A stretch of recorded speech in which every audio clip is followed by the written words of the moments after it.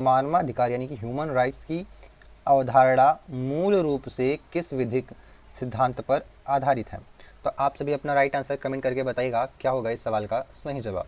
तो इसका आपका सही जवाब हो जाएगा ऑप्शन बी, प्राकृतिक अधिकार सिद्धांत पर यानी कि नेचुरल राइट्स थ्योरी पर जो है आधारित है। चलिए अगला प्रश्न बताइएगा आप सभी। और अगला प्रश्न है आपका, संयुक्त राष्ट्र महासभा द्वारा मानवाधिकारों की सार्वभौमिक घोषणा यानी यूडीएचआर को किस तिथि को अंगीकृत किया गया था? तो किस तिथि को अंगीकृत किया गया था? तो आपका राइट आंसर हो जाएगा क्या होगा? ऑप्शन बी, 10 दिसंबर 1948 को यह जो है संयुक्त राष्ट्र महासभा द्वारा जो है मानवाधिकारों की सार्वभौमिक घोषणा को अंगीकृत किया गया था, लागू किया गया था, स्थापित किया गया था। ऑप्शन बी आपका बिल्कुल सही जवाब होगा। अगला प्रश्न देखिएगा आप सभी का, मानवाधिकारों की सार्वभौमिक घोषणा का प्रारूप तैयार करने वाली संयुक्त राष्ट्र समिति की अध्यक्ष कौन थी? तो आप सभी बताइए कि जो मानवाधिकारों की सार्वभौमिक घोषणा है इसका प्रारूप तैयार करने वाली संयुक्त राष्ट्र समिति की जो अध्यक्ष थी वह कौन थी? यानी कि वह एक महिला रही होंगी, तो वह कौन सी महिला थी? तो आपका राइट आंसर कमेंट करके बताइएगा क्या होगा राइट आंसर। तो बिल्कुल राइट आंसर हो जाएगा एलिनोर रूजवेल्ट। क्या होगा? Eleanor Roosevelt. ऑप्शन बी आपका बिल्कुल ही राइट आंसर हो जाएगा। नेक्स्ट क्वेश्चन देखिएगा आप सभी, मानवाधिकारों की, ध्यान दीजिएगा, मानवाधिकारों की सार्वभौमिक घोषणा में कुल कितने अनुच्छेद शामिल हैं? तो अनुच्छेदों की संख्या कितनी है इसमें मानवाधिकारों की सार्वभौमिक घोषणा में? तो इसमें कुल 30 अनुच्छेद हैं। कितने हैं? 30 आर्टिकल्स हैं, यानी ऑप्शन बी आपका बिल्कुल राइट आंसर हो जाएगा। नेक्स्ट क्वेश्चन देखिएगा साथियों आपका, मानवाधिकार संरक्षण अधिनियम 1993 के तहत protection of human rights act 1993 जो है वह किस तिथि से लागू माना जाता है? तो आप सभी बताइएगा आपका राइट आंसर क्या होगा। तो यह आपका किस तिथि से लागू माना जाता है? तो आप बताएंगे 28 सितंबर 1993 से। और पूछे कि अंगीकृत कब किया गया था? क्या हुआ था? अंगीकृत की बात करें, कैसे बात करें? अंगीकृत की बात करें तो आप बताएंगे 10 दिसंबर। क्या बताएंगे? 10 दिसंबर बताएंगे 1993। ठीक है, 10 दिसंबर 1993 को। ठीक है, चलिए नेक्स्ट क्वेश्चन देखिएगा आप सभी। नेक्स्ट क्वेश्चन होगा आपका, मानवाधिकार संरक्षण अधिनियम 1993 की किस धारा के अंतर्गत राष्ट्रीय मानवाधिकार आयोग के गठन का प्रावधान है? तो राष्ट्रीय मानवाधिकार आयोग के गठन का प्रावधान है तो किस धारा में है? तो आपका राइट आंसर होगा वह हो जाएगा धारा 3 के तहत। किसके तहत? धारा 3 के तहत जो है। अगला प्रश्न देखिएगा आप सभी, क्या है? वर्ष 2019 में हुए संशोधन के पश्चात राष्ट्रीय मानवाधिकार आयोग का अध्यक्ष बनने के लिए कौन पात्र है? तो आप सभी का राइट आंसर क्या हो जाएगा? तो आपका जो बिल्कुल राइट आंसर होगा साथी वो होगा भारत का सेवानिवृत्त मुख्य न्यायाधीश या उच्चतम न्यायालय का कोई सेवानिवृत्त न्यायाधीश जो है इसके लिए पात्र होता है। अगला प्रश्न देखिएगा आप सभी, क्या है कि राष्ट्रीय मानवाधिकार आयोग के अध्यक्ष और सदस्यों की नियुक्ति हेतु गठित सिफारिश समिति का अध्यक्ष कौन होता है? तो आप सभी का राइट आंसर क्या होगा? तो गठित क्या है? सिफारिश समिति का जो अध्यक्ष होता है साथियों वह कौन होता है? तो बिल्कुल राइट आंसर हो जाएगा भारत का प्रधानमंत्री होगा। कौन होगा? भारत का प्रधानमंत्री। ऑप्शन सी बिल्कुल ही सही जवाब होगा।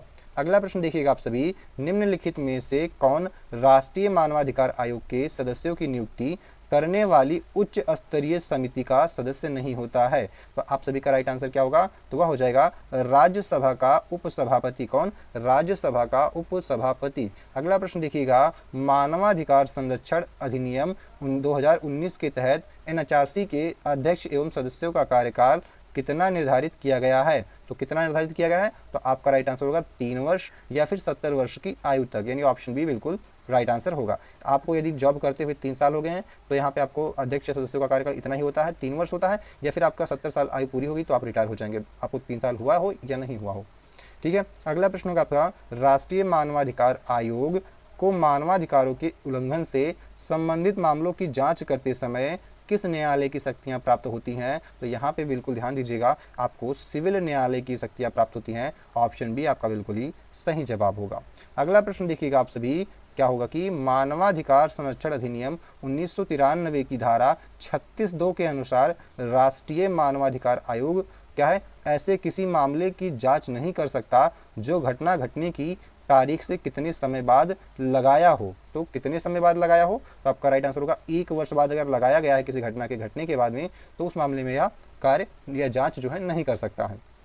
अगला होगा आपका राज्य मानवाधिकार आयोग एचआरसी। क्या है? यस, एचआरसी के अध्यक्ष एवं क्या होगा एवं सदस्यों की नियुक्ति राज्यपाल द्वारा की जाती है, परंतु इन्हें पद से हटाने का अधिकार किसे प्राप्त है? तो जो इनकी नियुक्ति है किसकी, राज्य मानवाधिकार आयोग के अध्यक्ष एवं सदस्यों की नियुक्ति है वह तो राज्यपाल द्वारा की जाती है, परंतु इन्हें हटाने का अधिकार किसके पास प्राप्त है साथियों, तो ये आपके भारत के राष्ट्रपति के पास प्राप्त है। ऑप्शन बी आपको राइट आंसर होगा, भारत का राष्ट्रपति। अगला प्रश्न देखिएगा आप सभी, क्या कि मानवाधिकार संरक्षण अधिनियम 1993 की किस धारा के तहत राज्य सरकारें प्रत्येक जिले में मानवाधिकार न्यायालय यानी कि ह्यूमन राइट्स कोर्ट्स की स्थापना कर सकती हैं, तो यह आपका राइट आंसर हो जाएगा धारा 30 के तहत। किसके, धारा 30 के तहत। ऑप्शन सी आपका बिल्कुल ही सही जवाब होगा। अगला प्रश्न देखिएगा आप सभी, मानवाधिकार न्यायालय में मामलों का संचालन करने के लिए, ठीक है, राज्य सरकार द्वारा नियुक्त विशेष लोक अभियोजक क्या स्पेशल पब्लिक प्रोसिक्यूटर को न्यूनतम कितने वर्षों का वकालत का अनुभव होना अनिवार्य है साथियों, तो आपका राइट आंसर हो जाएगा न्यूनतम 7 वर्षों का जो वकालत का अनुभव होना अनिवार्य है। ठीक है, अगला प्रश्न देखिएगा आप सभी, उत्तर प्रदेश क्या है, उत्तर प्रदेश राज्य मानवाधिकार आयोग का गठन किस वर्ष किया गया था, तो साथियों उत्तर प्रदेश राज्य मानवाधिकार आयोग का गठन जो है आपका यह वर्ष 2002 में किया गया था। कब, वर्ष 2002 में किया गया था। ऑप्शन सी आपका बिल्कुल ही सही जवाब होगा।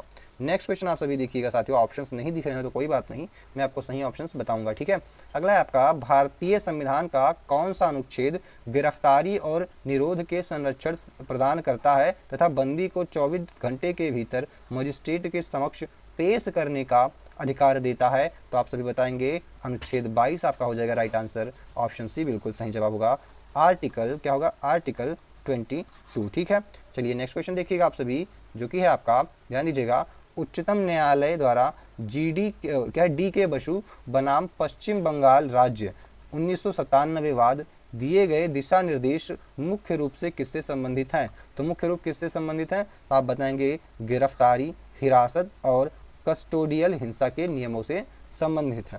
अगला प्रश्न देखिएगा साथियों आप सभी, क्या है कि उच्चतम न्यायालयों के किस लैंडमार्क निर्णय में एकांत कारावास, क्या है, एकांत कारावास तथा कैदियों को अमानवीय यातना देने को अनुच्छेद 21 का उल्लंघन माना गया, तो आप बताएंगे, क्या बताएंगे, तो राइट आंसर कमेंट करके बताइएगा। तो आप बताएंगे सुनील बत्रा बनाम दिल्ली प्रशासन के केस में जो है ऐसा किया गया था, उल्लंघन माना गया था। ठीक है, नेक्स्ट क्वेश्चन देखिएगा आप सभी, जो कि है आपका, कार्यस्थल पर, ध्यान दीजिएगा, कार्यस्थल पर महिलाओं के यौन उत्पीड़न की रोकथाम के लिए विशाखा दिशा निर्देश किस वर्ष जारी किए गए थे, तो आपका राइट आंसर कमेंट करके बताइएगा। तो ये आपका हो जाएगा किस वर्ष जो जारी किए गए थे, तो बिल्कुल राइट आंसर होगा वर्ष 1997 में जारी किए गए थे। Option B is the right answer.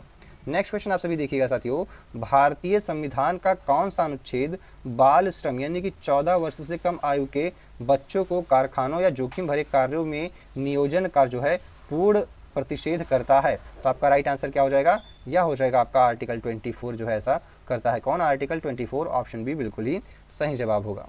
अगला प्रश्न आप सभी देखिएगा, राष्ट्रीय बाल अधिकार संरक्षण आयोग का गठन जो है वह किस अधिनियम के अंतर्गत किया गया था, तो किस अधिनियम के अंतर्गत किया गया था, तो आपका राइट आंसर हो जाएगा बाल, क्या होगा, बाल अधिकार संरक्षण अधिनियम 2005। आपका ऑप्शन ए बिल्कुल राइट आंसर होगा, बाल अधिकार संरक्षण अधिनियम संरक्षण आयोग अधिनियम 2005 के अंतर्गत ऐसा किया गया था।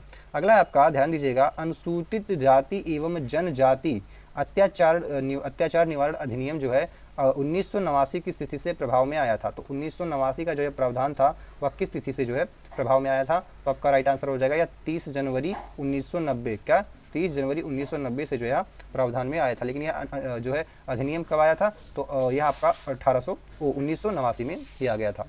अगला प्रश्न देखिएगा आप सभी, जो कि होगा आपका, याद रखिएगा, अंतर्राष्ट्रीय मानवाधिकार दिवस प्रत्येक वर्ष किस तिथि को मनाया जाता है, तो अंतर्राष्ट्रीय मानवाधिकार दिवस प्रत्येक वर्ष किस तिथि को मनाया जाता है, तो आपका राइट आंसर हो जाएगा सी, ऑप्शन सी 10 दिसंबर को। ठीक है, 10 दिसंबर आपका बिल्कुल सही जवाब होगा।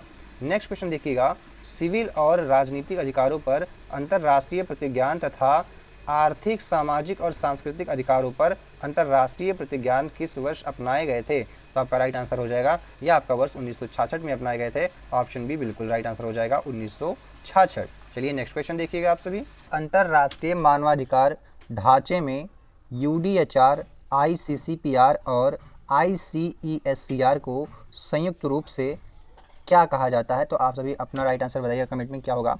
तो इसका जो राइट आंसर हो जाएगा साथियों वह हो जाएगा अंतर्राष्ट्रीय मानवाधिकार बिल। ऑप्शन बी आपका जो बिल्कुल राइट आंसर हो जाएगा, बिल्कुल सही जवाब होगा। अगला प्रश्न आप सभी देखिएगा, राष्ट्रीय मानवाधिकार आयोग एनएचआरसी के प्रथम अध्यक्ष कौन थे साथियों? तो राष्ट्रीय मानवाधिकार के जो प्रथम अध्यक्ष थे हमारे, वह न्यायमूर्ति कौन थे? न्यायमूर्ति रंगनाथ मिश्र थे। कौन थे? न्यायमूर्ति रंगनाथ मिश्र जी थे। अगला प्रश्न आप सभी देखिएगा कि निम्नलिखित में से कौन सी संस्था एक गैर सरकारी अंतर्राष्ट्रीय संगठन है जो पूर्ण विश्व, क्या है, पूर्ण या संपूर्ण विश्व में मानवाधिकारों के संरक्षण के लिए कार्य करती है? तो आपका राइट आंसर क्या होगा? तो वह हो जाएगा, क्या होगा, एमनेस्टी इंटरनेशनल। क्या होगा? Amnesty international. ऑप्शन बी आपका बिल्कुल सही जवाब होगा।